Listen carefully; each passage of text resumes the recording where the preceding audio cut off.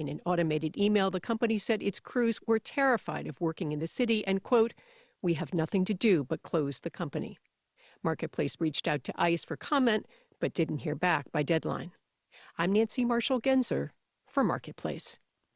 Our executive producer is Nancy Fargali. Our digital team includes Antoinette Brock, Emily McCune, and Dylan Mietinen. Our engineers are Rachel Breeze and Tessa Block. In New York, I'm Sabri Benishore with the Marketplace Morning Report.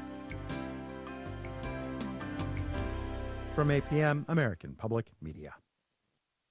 Good morning. This is meteorologist Russ Murley with your WTJX local forecast. This is Friday, the 21st day of November.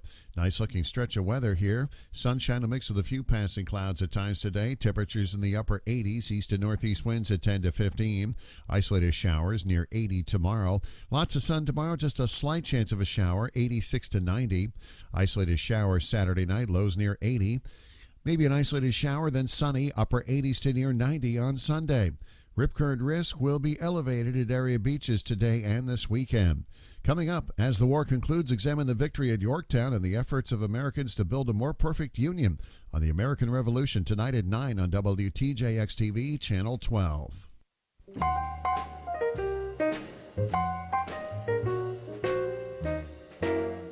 WTJX 93.1, Charlotte, Amalia. Your NPR station in the Virgin Islands. The views and opinions expressed on Analyze This are entirely those of the on-air participants and do not reflect those of the station's board, management, staff, or underwriters.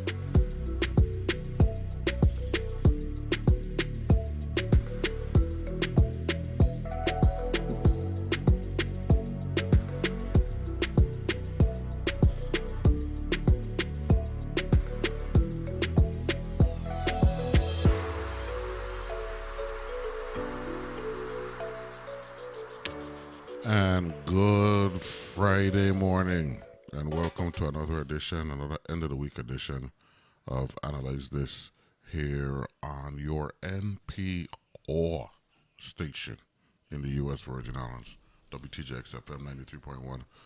With yours truly, Neville James. Absolutely gorgeous day in Paradise. Chamber of Commerce Friday.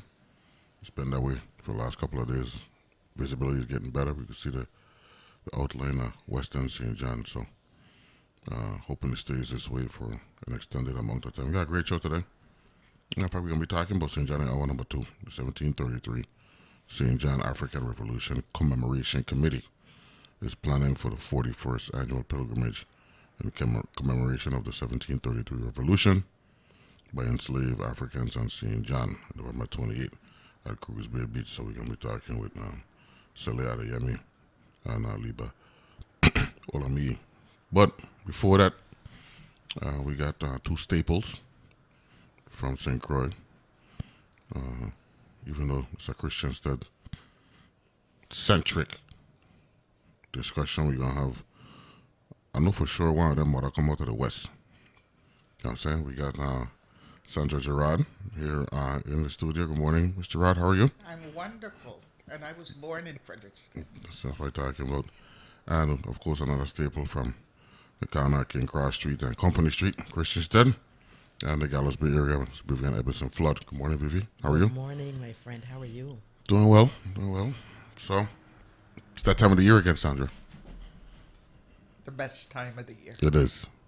Really ain't up for debate. Get closer to the microphone so they can hear that beautiful voice resonating. Before we get to 2025 and the holiday season, talk a little bit. I'll make sure I use the right language. Because you use Philip Gerard Taylor how to speak that awesome English. For you, growing up in the Virgin Islands, and what the holiday season meant to you personally. It meant family. It meant getting together for the holidays and seeing all your cousins and all your friends and all your aunties and all your uncles and everyone else who came from off island to spend the time with their family. It's a time of tradition and culture continuing for our children. And ours was because my mother was from Frederiksted and she had moved to Christiansted, but every Sunday we went to Frederiksted. And I had two sets of grandparents in Frederiksted. I had the Romeros and I had the Marcos. So we had a lot of family. But going to my grandmother on Sunday, 4 o'clock in the afternoon, to see all of my aunties and uncles and cousins and friends was just the best thing in the world. Now, we might have been in Frederiksted from early and gone to St. Paul's Church and had lunch at Miss Marco's house or Miss Jenny's house, and then we go to my grandmother's house. So family, traditions, culture, experiences that still live in my heart and that I share with my grandchildren. That's a whole discussion we could have had there with that comprehensive answer you just gave me. Vivi, what about you? I have to say ditto. When you look at what the staple of it was just family. And celebrating and sharing and spending that family time. You know, I would always say that my father, George Ebbesen, came from, you would think that he had many siblings, he was an only child, but the one thing that was very important to him was family. And so, you know, you got to see each other, you got to share stories. You know, and there was time that was made to do that. Like Sandra said, you had a designated time. You know, Sunday afternoons you did that. So I think that is the key word for us, family. You know, for me, you know, I grew up in a 2-village St. Croix Christmas, right? To me, that's one of the main distinctions between the holiday season and St. Croix now and how it was when I was growing up. Is that the same for you? It is. I loved when we had the village in Christiansted, and then we could also go to the village in Frederiksted. And the location in Christiansted was a part of that as well. Exactly. The waterfront, you know what I'm saying? There was something about the parking and tongue and everybody, you know, converging, you know what I'm saying? That confluence taking place right there by the fort. And you know, if you think about it, the interesting part of the village in Christiansted is you always knew Miss Pemberton was on the corner. Yeah. Yep. You knew where everybody was located. And they kept tabs on you as well. They did. So there was no cell phones, no beepers, but your parents knew where you were. And your friends were there. And the families were on the outskirts. So, you know, there were adults looking at all of us. But we were having a great time. You know, you had your point on being on the steeple corner. That's where you caught the bus, or that's where you got dropped off or picked up. That's right. But you know that there were always safe zones as well. You know you could go to Miss Pemberton's booth. You could go to my Aunt Elisa's booth. You know where, you know, and they watched out for you. That's where the parade ended. That's where it ended. Exactly. You know what I'm saying? But what happened with that, you know, is a microcosm of what we've gone through. You know, some of it external, a lot of it internal, in terms of why it isn't what it is. Because even before it was no more, it had rotated at different locations. Lagoon. Yes. Canigata. The parking lot. Even one year, haphazardly, even when it was haphazard, it had some value because it showed our resilience. Done by the racetrack. Yes. By the graveyard. Yard. You know what I'm saying? Yep. So we done talking 5-6 alternative locations from the one area that we really knew that it reflected what we wanted for Christmas as it relates to the village, right on the waterfront. Yeah. And all of those alternate areas were compared to that location. But it couldn't pull up. It couldn't pull up. You know, You know what I'm saying? but it was They tried, compared, you know what I mean? It needs to be back here. Yeah, you know? yeah. The parking lot in Tongue wasn't bad, right? But clearly the merchants, you know, they had an issue there, and all that. But that's just the location is just one aspect of it. The length of it was another big issue as well. You know what I'm saying? Even though technically it was supposed to start whatever date right before Christmas or right after, people were knocking up booths in the middle of December.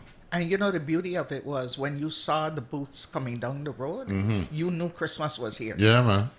You know, Yeah. and you wondered which color they're going to paint it this year. But you knew that they were getting set up. And they were set up on time. Yeah. And Christmas Eve, you could go to church and take a pass. You might not be able to go in the village that night, but at least your parents drove by so you could see what it looked like. And you could hear some of the music. You know, they would slow down and then you would go home. And then the food. Oh my Yeah, God. You know what I'm saying? Yeah, just stopping to think about that. You know what I mean? Wow. That's chicken leg and Johnny cake really was. You know what I'm saying? Yes, I mean, it was. I mean, let's say the beignet from Miss Pemberton. No, a delicacy. That's like caviar. You know. Yeah. You know what I'm saying?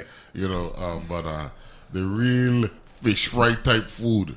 You know what I'm saying? That was really a an aspect of going to the village, and then the music, and I mean everything. You know, and you know it's not the same, but we still have a great appreciation for the holiday season.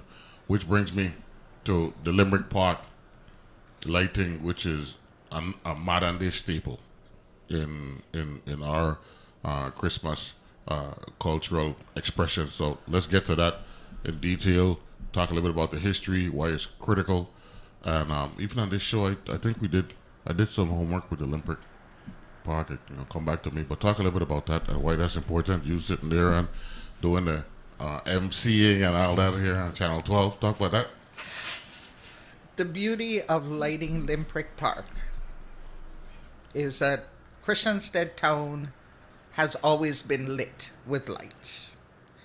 But we have added lights in a park that was never used, that was just sitting there. And many people didn't even know the name of it. I'm going to let Vivi do the history of it. But to me, what it does is it brings the people of St. Croix together to enjoy an evening of history, of some traditions, of life on St. Croix, of memories, of music,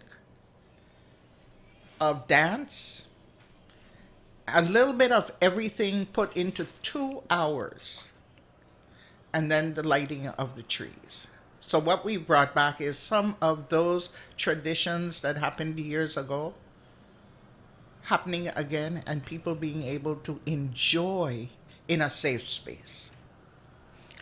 I think from the history perspective, was just 13 individuals who got together and said, let's add or complement our cultural Christmas celebrations. And in that conversation, it's like, what could we do? And we talked about bringing back the old time traditions that were there. You had some individuals talking about, grease pole and, grease pig, and we're like, okay, I don't know if anybody running out there doing that right about now. But we're like, what can we bring that can complement the festival as it exists? Put something in place in the town of Christiansted. And we got to just having this celebration, and then the thought came about, let's light Limerick Park. Let's light these trees. Let's put a focus. And we know it's smack dab located in the center of town, so it was an excellent location. And what I really am proud about in our group, because everybody's volunteers. They volunteer their time. And the fact that it's a big community project. All those trees, this year we have 22 participants. We started out with 13 trees. We actually planted a local inkberry tree, and it's growing. It's getting bigger every year. The first year we planted it, we had more decorations than we had tree. And so the tree is growing. But we planted that piece of history in that park. And the individuals that light the trees, the 22 persons who volunteer, are community volunteers. There is no fee to do it, but everything they invest in their energy and their efforts on behalf of this community comes directly from them. So what you see is, again, Neville, that concept of family, just folks getting together to share that Christmas cheer. Now, the name is after a Danish official, but there's a move a foot, whichever one is appropriate. That name ain't gonna remain that way. I mean, time changes things, and there are those who believe a more local name that we can relate to is appropriate. So if you haven't heard about it, I'm sure you have, because I own the park in mind, body, and soul. I'm hearing that there's something gonna happen there. So I just letting the public know. You heard it here first. I ain't gonna call no names and all that stuff. But what I've heard sounds good. So we'll see how that plays out. That requires some political will and action. Did you ever imagine that the lighting of the Olympic Park would be such a anticipated event as it started, and you're playing a part, being a co-host in the educational and entertainment aspect of it? No. I thought it would be a time where people came. It was something new, something to do. And it has turned out to be an annual event that people look forward to, that we work really hard to put on. Mm-hmm. But again, it is about family and the people of St. Croix. So it has become an annual event that has grown. And just to hear people and see people putting notes on Facebook, don't forget this night, we can see it, children seeing it. The lighting is one thing, but as you say, it's the fun that we have. The people that come, the singing, the dancing. And this year, it's about music. So I'm not going to give a lot about it, but we're going to talk about musicians of the past. So there will be a whole historical section on music and music played. But again, there'll be a few new things this year, and the public is invited this year to come and sit down in front of Olympic Park and enjoy themselves. Bring your chair, come early, get a good seat, and see what's happening. Vivian, is there a designated date that this happens as per the community, or does it happen based on when Thanksgiving falls and all that? No, the designated date is usually annually we've just had it before. We've switched probably in the first 2 years, but it's actually the Friday before the boat parade. Friday before the boat parade. Yeah, so the boat parade would be Saturday. Our event is Friday evening. Okay, and the date for this year is? This year's date is December 12th. Okay. December 12th. Friday, December 12th. Friday, December 12th, downtown Christiansted. The program starts at 7 o'clock, being televised, again, with our partnership with WTJX. Mm-hmm. That is always a blessing. Our numbers have increased all the years in viewer, so we've been able to bring this not only locally to those who can't come out, those who come out and share, but those who live abroad. And the comments that you see and the feedback has been awesome, with individuals just being able to be home when they're not able to be home. So December 12th at 7 o'clock. Sandra, there's this adage that competition is healthy, right? I'm sure you're trying to wonder where I get that one from, right? I'm glad she's on the couch. Well, it's really a Christiansted project thing. It's really from a having two villages at that point actually made both villages better, right? Because you'd feed off each other. So I think that adage or cliche, whatever it is, applied.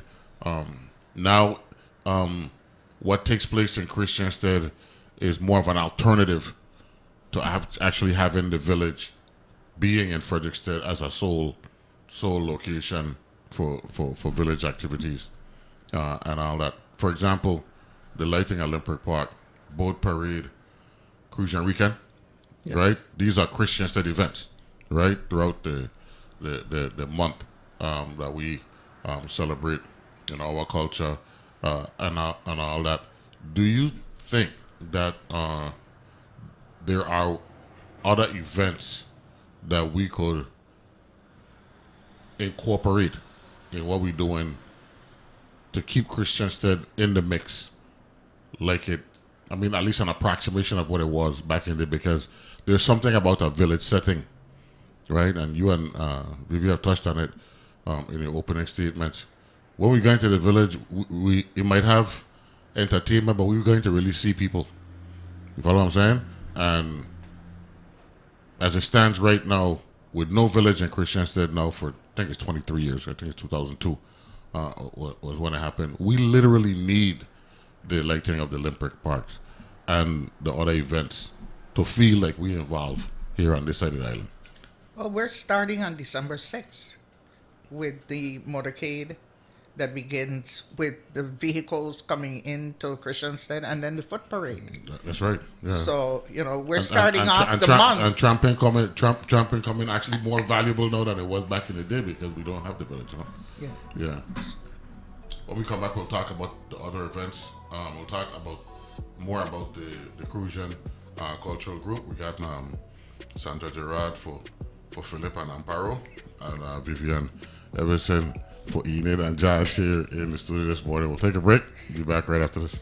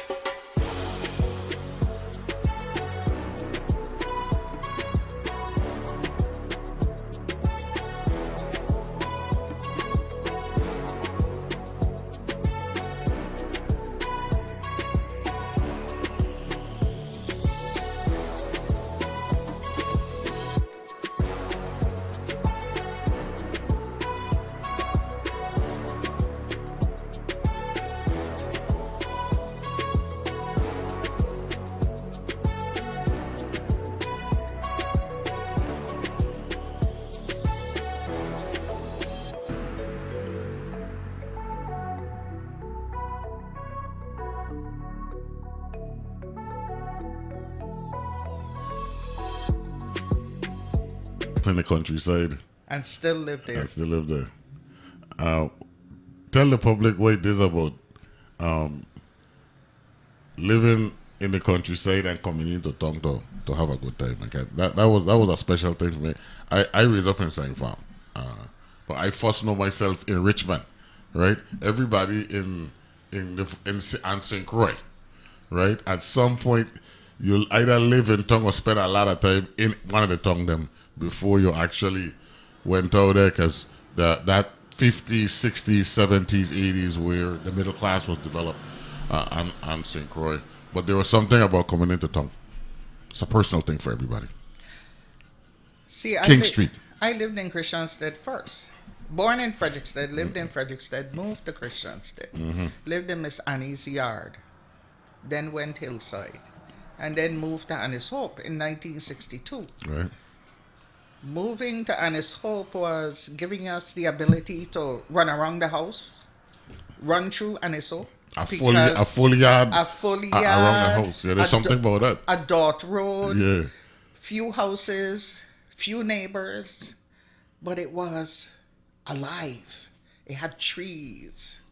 It had little trails through the bush. But coming to Christiansted, we came to Christiansted all the time because Mr. Marco lived in Christiansted and my father worked in Christiansted. And of course, we had all the stores. So it was a nice drive. And of course, for people who are older, they knew that if they were going to walk for 8 o'clock, you had to pass Annis Hope before a certain time. Because when Philip come out of Annis Hope, he drove 5 miles an hour to Christiansted. He did not have a worry. And he could care less. You could pass him, but you would be late to work. He was a delivery driver? Yeah. And he was thinking about all the things he was going to write and what he was going to do for the day. So that was his personal time, and he listened to the radio. He ascended to the superintendent level at one point. Yes, he was. Yeah, he man. was commissioner of Commissioner of education Education, yes. in 1969. That was the Evans window, right? Yes, he was the one that selected Gloria Canigata as the first superintendent of schools. That's what I'm talking about. Yeah, a lot of history there. I call him back to that. Vivi, you like Gallows Bay, true and true. True and true. Right? And we don't have this discussion on this show. Well, at the time, one day I said, well, I know tongue to be 3 sections, right? Gallows Bay, Water Gut, and Free Gut. And Willard said, well, it ain't just Free Gut because they got a hillside component of the Free Gut part of tongue. And I spoke about this with Bronco yesterday because I had a nice conversation. So for you, it was living Gallows Bay, St. Mary's, St. Joseph, but are you a business staple in Christiansted? Yes, and we're still there. That's what I'm talking 56 years and counting. Wow. 56 years. Mm-hmm. And it is really a pride and joy for me to continue that family business and that legacy. I think that when we re-updated everything and renovated in 2017, and we had the big opening and we shut down the street and we had Stanley, you know how we do things. Mm-hmm. And we had Stanley, the folks weren't coming to see me, they were coming to see my mom. They were like, here to see Miss Ebbesen, me here to see you. Yeah. You know what I mean? And we were blessed to have her there and just to see that, the fact that, but when you reopen, you realize, you know what, this is a part of history, this is a legacy. Folks would come in and they're like, I remember my mother buying ribbons in here and baby clothes and Miss Ebbesen doing this and doing that. And so that's the role that we play right there, as you aptly introduced, on the corner of King Cross, where King Cross meets Company. And we've been there 56 years and counting. Miss Patterson, is where we've been. I would tell him Miss Patterson wasn't a landlord. She was a family member. And so that is what it was, again, that whole concept of family. And to still be there is quite an honor, for still people to recognize new customers and old customers and people who patronize us for all the years. I'm really blessed to have that opportunity. That's what I'm talking about. Talking about your dad, his claim to fame was being an educator, an orator, an extension of Mr. Marco, right?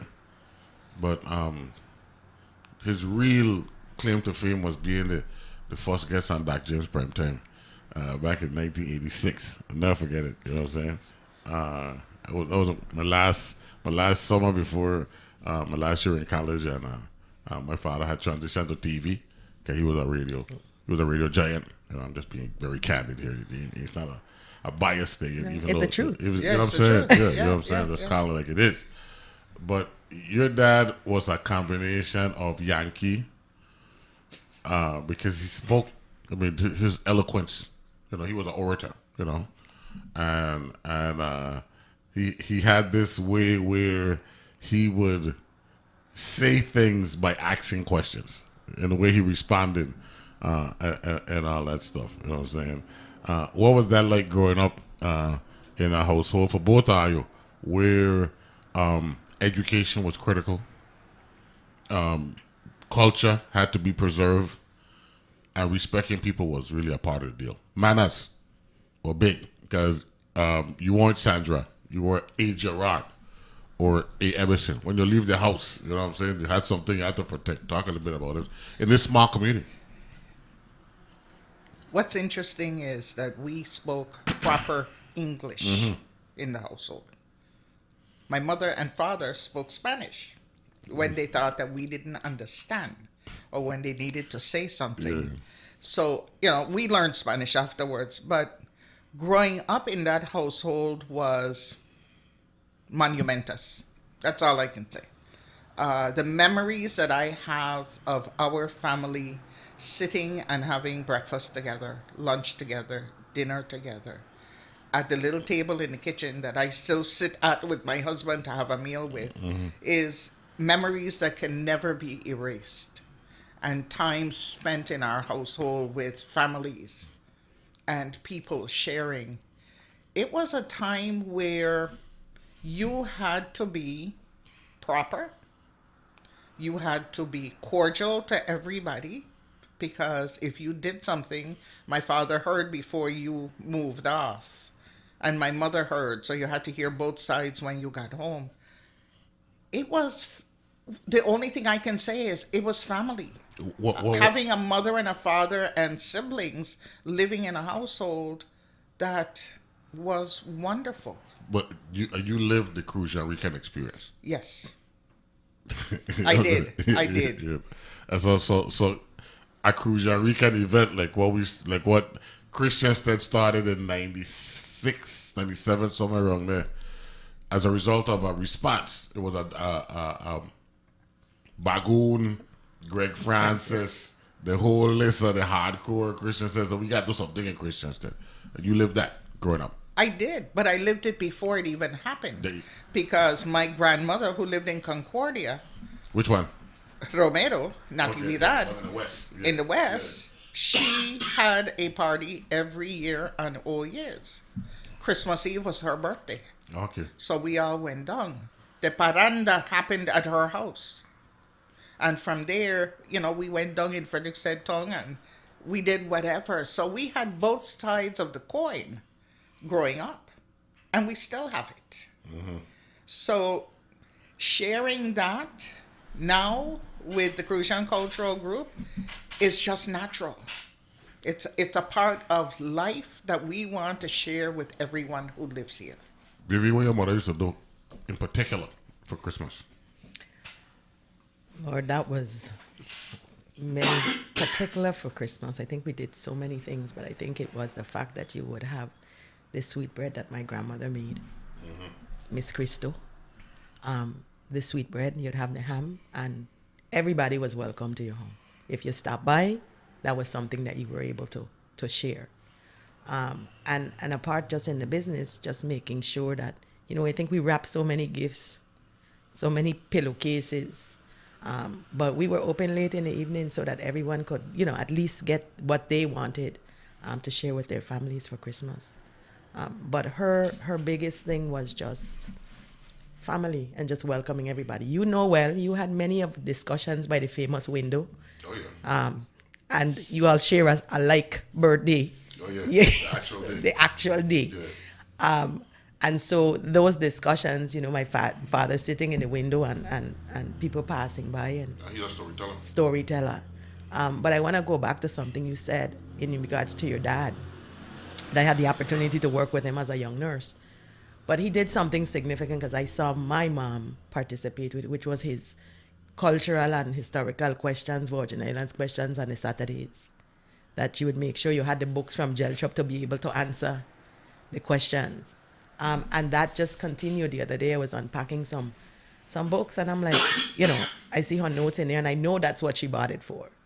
And that played such a significant role of just preserving, that history. And, sharing that. And I think us as the cultural group, that's what Sandra said aptly is we want to share the experiences we had with what was valuable with other individuals, the memories, the experiences. Without a doubt. That's what we want to share. The population change, growth actually, between the 60s and the 80s was significant. Going from 30,000 to 90,000 in a 20-year period, that's a remarkable thing in and of itself. Didn't we have an obligation to get those who may have migrated here to embrace our culture? We do. We had it then and we still got it now. And we still have it now. Yeah. And I think it's even more important now because other people in other places are also doing it. Mm-hmm.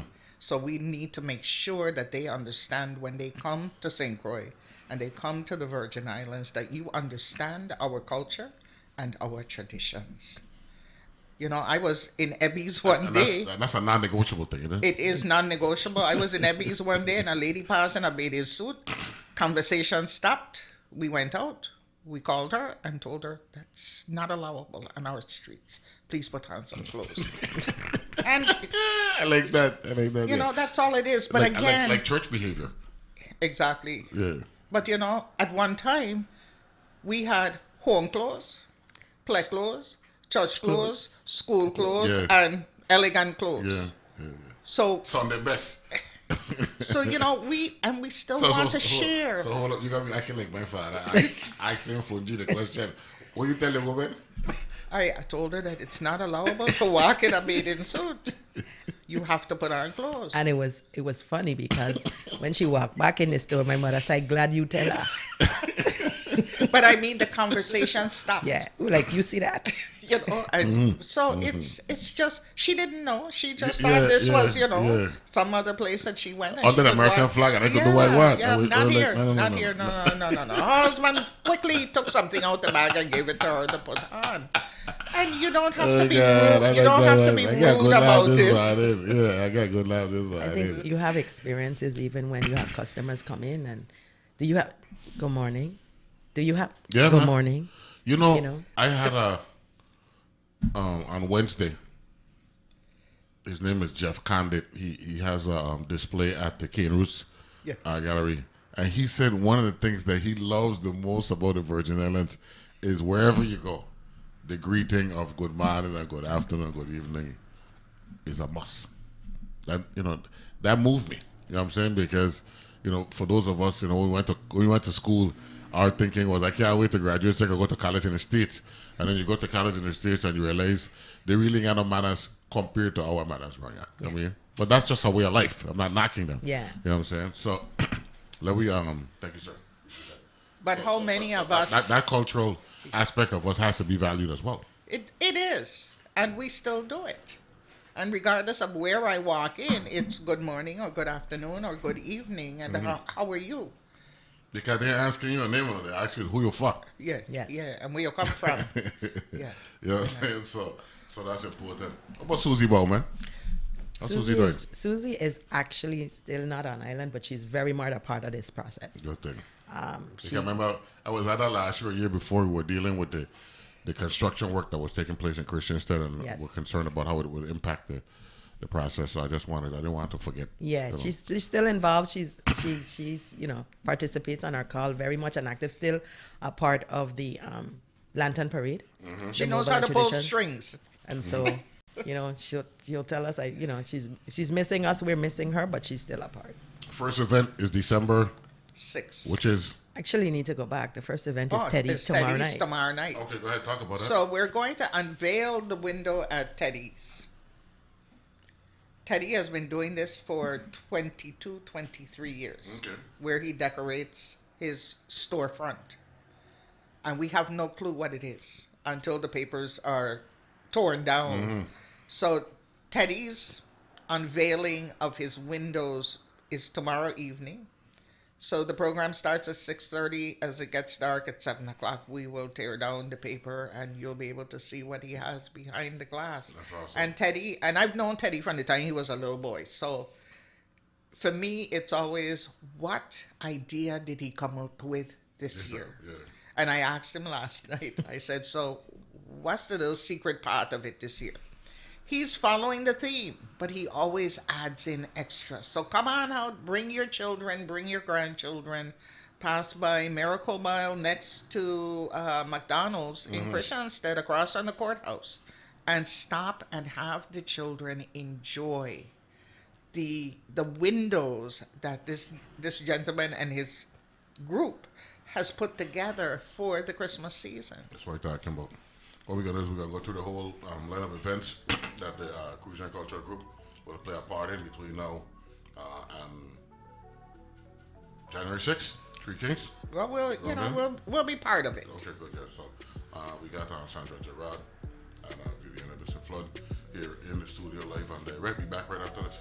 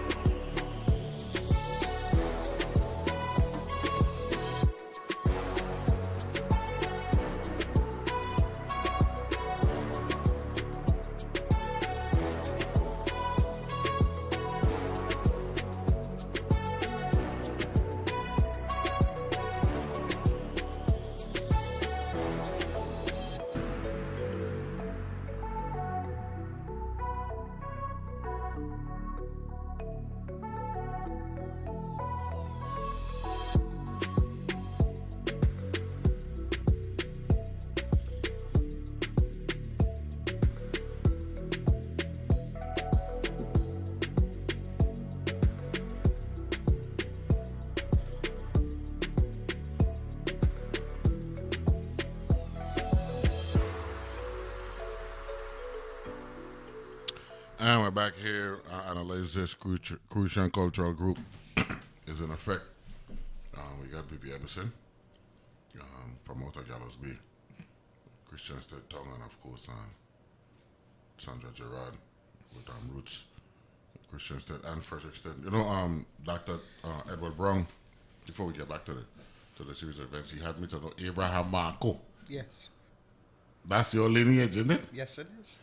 And he was a big shot in America, specifically Philly. Philadelphia. Philadelphia was his stamping grounds and all that stuff. You got to feel good, knowing that you're maybe what, 7th or 8th generation? Ninth generation, Crucian and the Virgin Island. I don't want to offend my brothers and sisters in St. Thomas and St. John and Water Island, right? That we've said it and we have proof that our influence and our impact on the evolution and the American evolution, not revolution, evolution, is real. It is real. Get closer to the microphone. And Vivian, I have a connection with the Thompsons, okay, which the Gerards are a part of. So I have it on both sides. What does it do?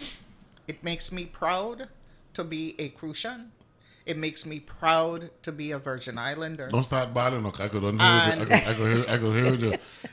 Well, I mean, it's a beautiful thing if you cry. Don't get me wrong, but because I'm proud of who I have become and how I got to where I am. I am also proud of the fact that my father taught us to speak so that we can share what is happening in our community. A lot of which we're upset about, but we're careful with how we say things because it always said Philip Child. But I am able to respect our elders and respect those people in our community who have done great things and those that we don't remember.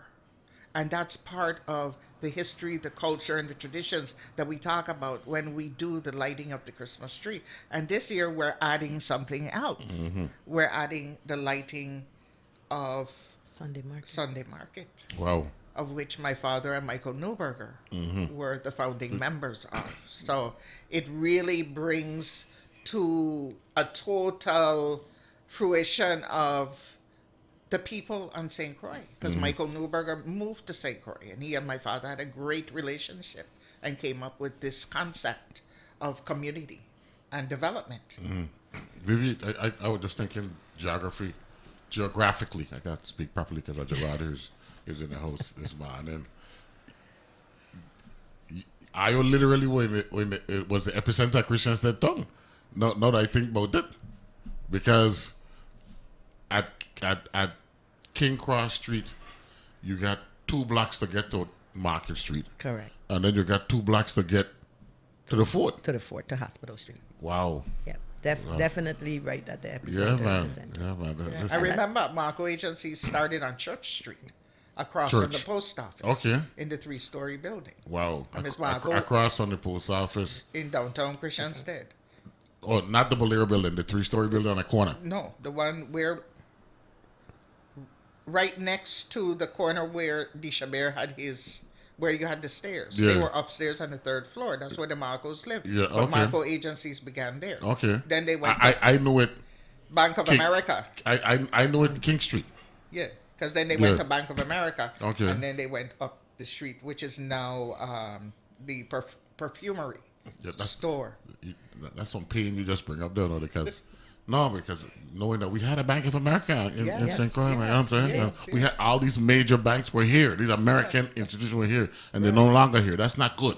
You know what I'm saying? At least for me. Some people might have a problem with it, but to know that we had a Citibank here, we had Chase, we had Bank of America. These American staples, and they're no longer here. And I think that was a part of the discussions that we would have about, when town was booming, when Christiansted Town was booming. Yeah, First Federal. Yeah, you had People's families. Bank, Scotia. And then the Citibank, right? The Virgin Islands. No, we had the Virgin Islands National Bank. But we had the Citibank. Yeah, you know what I'm saying? Wow. In town, you had persons living in town and the layup of how town was. Yeah, downstairs were businesses and upstairs was were residents. where Peppermint people actually- parlor. Peppermint parlor. Around the, well, actually down the hill from you, but around Yep. the corner from King Street From- to go by Fabs them, you know what I mean? Exactly. Yeah, You know, we had a lot of culture in this place. Yeah, man. you had Mr. You can't forget Sundial. No, you sir. could find anything in Sundial. No, man, and one, he's the greatest because he climbing the fence to lock up to put a gate on his place in the night.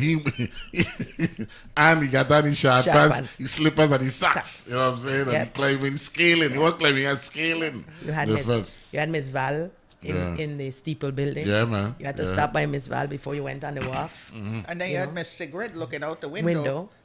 at the market. Yeah, man.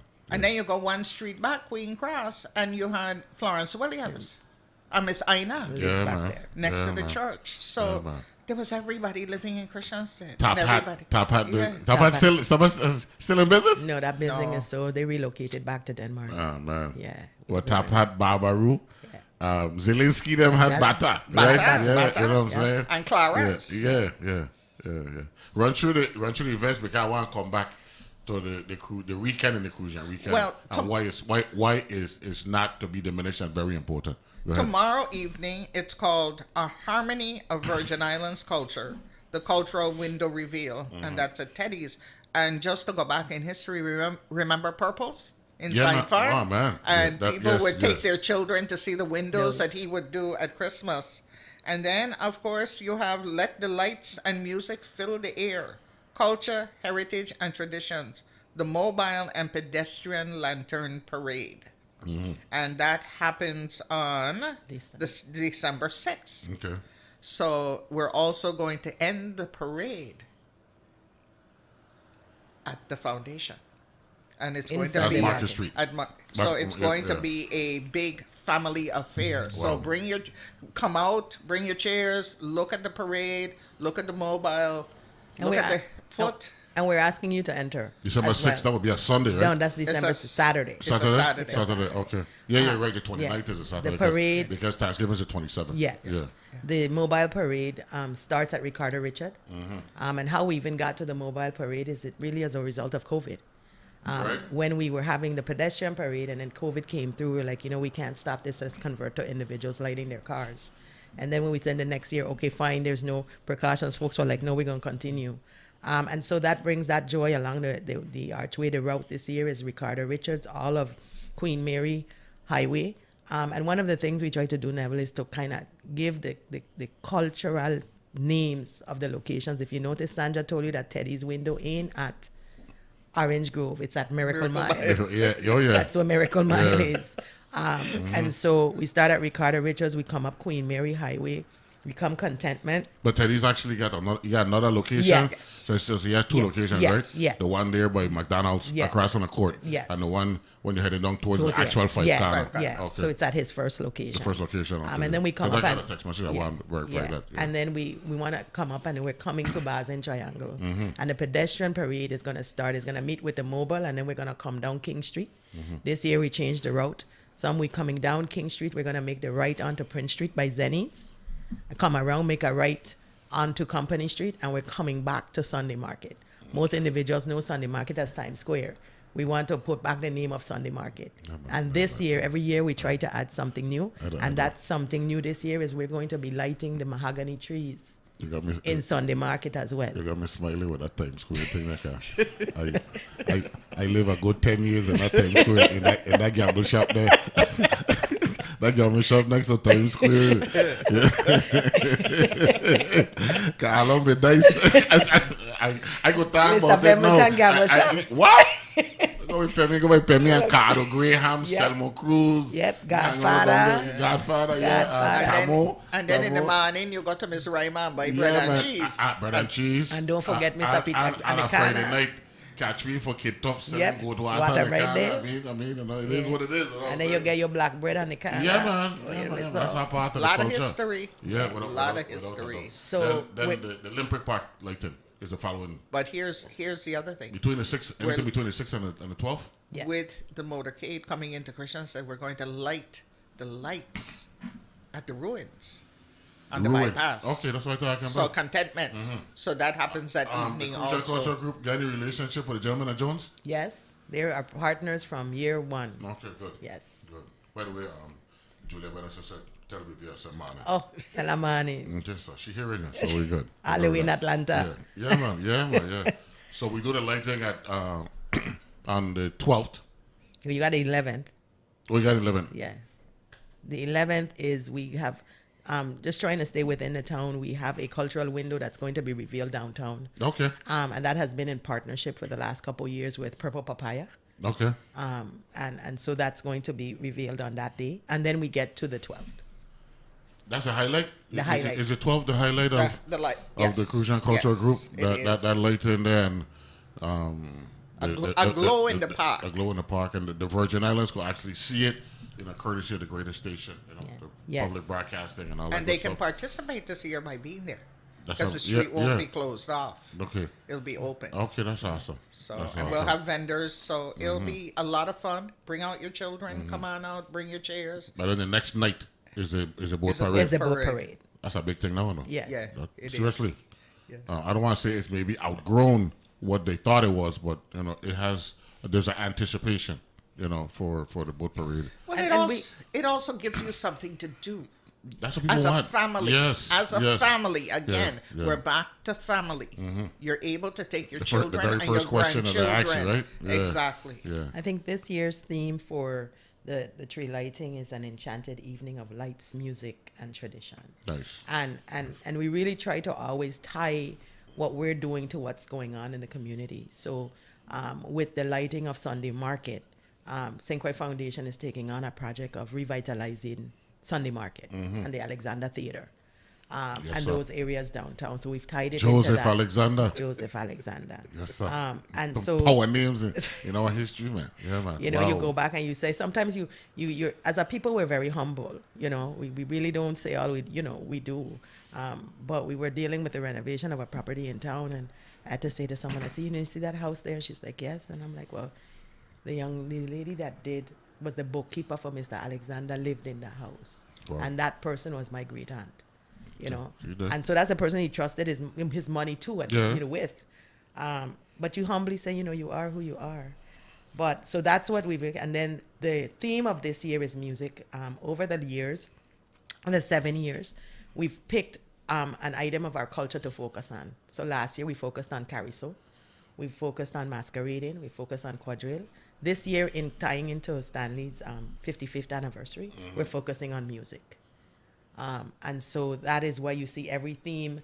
One of the theme, you have harmony, and you have, let the music flow, and everything has a link to that music concept, and that's what we try to do. So in everything we do, we try to push that whole education and culture. Awesome. It's one of the things I think we've had many discussions of. I think these discussions get when we start to talk about food, and what's, and we're like, what needs to be focused on is what's a traditional dish? What's the tradition? We know that there's variants for health reasons, for religious reasons, but tradition is tradition, and so there's certain things that don't occur, that ain't a traditional dish. I saw someone having a food sale she's from here, having a food sale in Houston the other day, and when she sent the flyer, she said that you could have seafood callaloo with meat. I said, but that ain't seafood callaloo then. You confused since you move. By the time you put meat in it, ain't seafood no more. But first of all, there are those who actually say this seafood callaloo ain't callaloo. Ain't callaloo. Because callaloo, the staple in callaloo Exactly. is the meat. You know what I'm saying? Exactly. Along with the other stuff. You know what I'm saying? Exactly. Yeah. So I said to her, I said, so we're that's our next week. We spent 1 year doing a lot of vignettes. We had persons like Miss Pemberton, Miss Seeley, Eleanor Seeley, Janet Rouse Cochran, and they were fixing dishes, traditional dishes, and those vignettes are still out there. So if you go on and you search Crucian Cultural, the vignette with Miss Cochran is gonna come up, and and she's telling you, it ain't spinach, you got to have these bush in it. So the traditional dishes, and we're just trying to bring back the experience we had. Well, I have to be commended for preserving our culture. Waiting for that official legislative action. I know that the process is what it is, but that part, it's going to have a new flavor, and looking forward to that being official. Of course, we lost a voice, Edgy. Yes. Edgy's around Memorial Day weekend time, so it's gonna be the first one without him in a Yes. long, long time. You know what I'm Yes. saying? So we got to think. I this year I won't hear as you're passing by, he'll say, okay, all right, Judge Data. that voice it'll still ring, and when you think about serenades, that's what we knew. That Yes, was sir. Christmas morning. When you That hear was Edgy voice. that was and you was a big shot if they call you by name, because so it's that Because experience. but it was personal. Yeah. That's the thing, and it's the close knit nature of the community led to that type of interaction among us. Vivian Ebbesen for Gallows Bay and Sandra, Gerard from all parts. It was an honor to have you here in the studio, and let's see if we could do something. Maybe 11. That's 2 weeks out. 3 weeks. 3. That we got Thanksgiving and the week of the 5th, and then there was So let me try and talk again before then. Okay? No problem. Catch It's you been back an honor to be here with you. Without a doubt, man. And we appreciate and we just encourage the community to come out, and we thank the volunteers. All good. Be back right after this.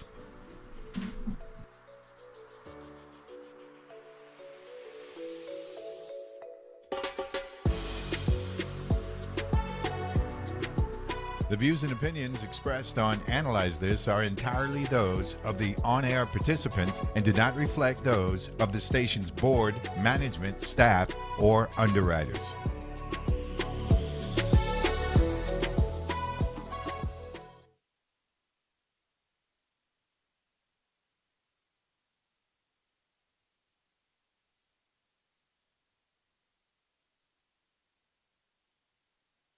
And swine fever, which is harmless to humans but deadly to pigs. Help stop the spread this holiday season. Don't pack pork. Learn more at www.aphis.usda.gov. That's www.aphis.usda.gov. On Masterpiece. I couldn't leave you all on your own. You have to. The D-Day veteran made a break for the coast. Where is he? He's in France. At 90. Well, he has done it before. Only then, of course, they were shooting at him. He trusted me. We've never wasted 1 second together. The Great Escaper on Masterpiece. Tune in November 23rd at 10 p.m. on WTJX TV, Channel 12. Good morning. This is meteorologist Russ Murley with your WTJX local forecast. This is Friday, the 21st day of November. Nice looking stretch of weather here. Sunshine, a mix with a few passing clouds at times today. Temperatures in the upper 80s, east and northeast winds at 10 to 15. Isolated showers near 80 tomorrow. Lots of sun tomorrow, just a slight chance of a shower, 86 to 90.